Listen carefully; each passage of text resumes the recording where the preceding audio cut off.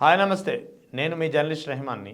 ఆంధ్రప్రదేశ్ కూటమి ప్రభుత్వం తిరుమల లడ్డు వ్యవహారంలో ఏదైతే దుష్ప్రచారాన్ని సాగించిందో ఆ దుష్ప్రచారానికి ఇప్పట్లో ఎండ్ కార్డ్ పలికే పరిస్థితి కనిపించడం లేదు. తిరుమల లడ్డు వ్యవహారంపై సిబిఐ నేతృత్వంలోని సిట్ క్లియర్ కట్గా ఒక నివేదిక ఇచ్చిన సాక్షాత్తు సుప్రీంకోర్టులో ఛార్జ్షీట్లో కీలకమైన అంశాలు, ముఖ్యంగా ఏ దుష్ప్రచారం అయితే జరిగిందో యానిమల్ ఫ్యాట్ అందులో కలవలేదంటూ స్పష్టం చేసినా సరే ఈ అంశాన్ని హిందువుల మనోభావాలని రెచ్చగొట్టేందుకు, రాజకీయంగా ఒక అవకాశంగా మలుచుకునేందుకు రానున్నటువంటి ఏ ఎన్నికల వరకైనా దీన్ని ఒక సజీవంగా జనాల్లో ఉంచేందుకే నిర్ణయించిందా అంటే ఖచ్చితంగా అలాంటి పరిస్థితే కనిపిస్తోంది. ఎందుకంటే ఇప్పుడు తాజాగా ఏపీ ఆంధ్రప్రదేశ్ క్యాబినెట్ సమావేశంలో కీలకమైన నిర్ణయం తీసుకుంది ఏపీ ప్రభుత్వం. ఈ తిరుమల లడ్డు వ్యవహారంలో సిబిఐ నేతృత్వంలోని సిట్ ఏర్పడి ఇచ్చినటువంటి నివేదిక ఛార్జ్షీట్తో సంతృప్తి చెందలేదు కూటమి ప్రభుత్వం. అందుకే ఇప్పుడు మరో కమిటీ ఏర్పాటు చేయాలి. ఈ కల్తీ నెయ్యి వ్యవహారంలో, తిరుమల లడ్డు వ్యవహారంలో మరో కమిటీ ఏర్పాటు చేయాలని చెప్పి ఏపీ క్యాబినెట్ నిర్ణయించింది. ఇదే ఇప్పుడు చాలా కీలకమైనటువంటి అంశంగా మారుతోంది. ఎందుకంటే సాక్షాత్తు సుప్రీంకోర్టు సూచనల మేరకు కేంద్ర ప్రభుత్వమే సిబిఐ నేతృత్వంలో ఒక సిట్ ఏర్పాటు చేసింది. ఈ సిట్కి సంబంధించినటువంటి అధికారులని సూచించింది కూడా కూటమి ప్రభుత్వమే. మరి అటువంటిప్పుడు మీరు ఏర్పాటు చేసిన సిట్ ఇచ్చినటువంటి నివేదిక మీకు ఎందుకు నచ్చలేదు? మళ్ళీ తిరిగి ఇదే అంశాన్ని ఎందుకు పదే పదే జనంపై రుద్దే కార్యక్రమం చేస్తున్నారు? రాష్ట్రంలో ఇప్పటికే తిరుమల లడ్డు వ్యవహారంలో చాలా అపప్రద నెలకొంది. ముఖ్యంగా ప్రపంచవ్యాప్తంగా ఉన్నటువంటి హిందువుల మనోభావాలు చాలా ఘోరంగా దెబ్బతిన్నాయని చెప్పాలి. పవన్ కళ్యాణ్ అయితే ఏకంగా అయోధ్యకు పంపిన లడ్డూల్లో కూడా ఇదే నెయ్యి వాడారంటూ, యానిమల్ ఫ్యాట్ కలిపినటువంటి నెయ్యి వాడారంటూ హిందువుల మనోభావాల్ని విపరీతంగా దెబ్బతీసినటువంటి పరిస్థితి.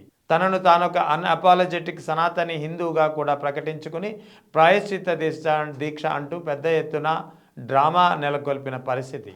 సో తీరా సిబిఐ నేతృత్వంలోని సిట్ దాఖలు చేసినటువంటి ఫైనల్ ఛార్జ్షీట్లో యానిమల్ ఫ్యాట్ ఇందులో లేదని చెప్పి తేలడంతో హిందువులంతా ఎవరైతే ఈ దుష్ప్రచారాన్ని నమ్మి, ఈ దుష్ప్రచారానికి విని తమ మనసులు బాధకు లోనయ్యారో వీళ్ళంతా ఇప్పుడు ఒక ఉపశమనానికి లోనైనటువంటి పరిస్థితి. అటువంటి హిందువుల మనోభావాల్ని ఇప్పుడు తిరిగి రెచ్చగొట్టే ప్రయత్నం చేస్తున్నారా?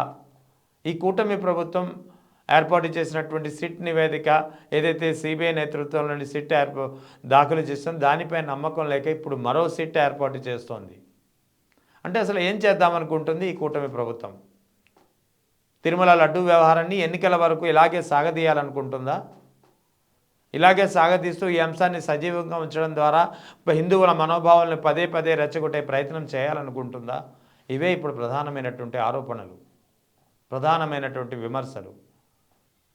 ఎందుకంటే దీనిపై ఒక స్పష్టత వచ్చింది. దీన్ని ఇక్కడితో వదిలేయకుండా ఇప్పటికే ఈ అంశంపైనే గుంటూరులో జరిగినటువంటి ఒక అహింసాయుతకరమైన పరిస్థితి అందరికీ తెలిసిందే. మాజీ మంత్రులు అంబటి రాంబాబు, జోగి రమేష్ ఇళ్లపై దాడి చేసి అల్లరి మొక్కలు నిప్పంటించినటువంటి పరిస్థితి. రాష్ట్రంలో శాంతి భద్రతలు ఏమవుతాయో అనేది తెలియని పరిస్థితి. ఒకవేళ తిరుమల లడ్డు వ్యవహారంలో కూడా ఇటువంటి అహింసాయుతకరమైన పరిస్థితులు తలెత్తితే పరిస్థితి ఏంటి? శాంతి భద్రతలు ఎప్పటికీ అదుపులో వస్తాయి అనేది ఒక ఆందోళన నెలకొంది. అంటే మీరు ఏ దుష్ప్రచారం అయితే చేశారో ఆ దుష్ప్రచారానికి అనుగుణంగా సిబిఐ నేతృత్వంలోని సిట్ దాఖలు చేసినటువంటి ఫైనల్ ఛార్జ్షీట్ లేకపోవడంతో అందుకు అనుగుణంగా మార్చేందుకు ఇప్పుడు మరో సిట్ ఏర్పాటు చేస్తున్నారా అనే ప్రశ్న వస్తుంది.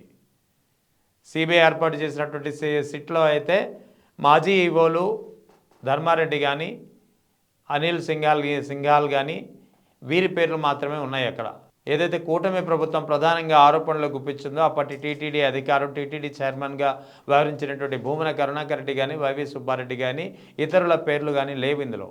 అంటే ఇప్పుడు మీరు ఎవరిపై ఆరోపణలు చేశారో ఆ పేర్లు లేవు.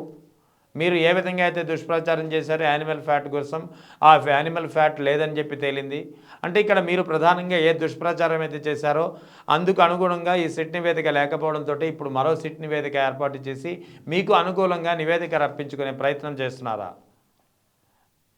అందుకు అనుగుణంగా హిందువుల మనోభావాలతో ఆటలాడుకునే ప్రయత్నం, అంటే రాజకీయంగా తిరుమల లడ్డు వ్యవహారాన్ని మరింత కాలం సాగదీయాలనే ప్రయత్నం కాదా అనేది ఒక ప్రధానంగా వినిపిస్తున్నటువంటి ఒక విమర్శ.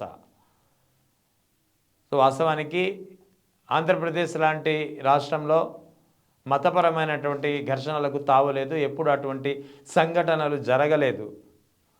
కానీ ఈ తరహా రాజకీయ ప్రయోజనాల కోసం ఈ తరహా సెంటిమెంట్లను రెచ్చగొట్టే ప్రయత్నం చేయడం ఎంతవరకు సమంజసం అనే ప్రశ్న ఇప్పుడు సర్వత్రా వినిపిస్తోంది.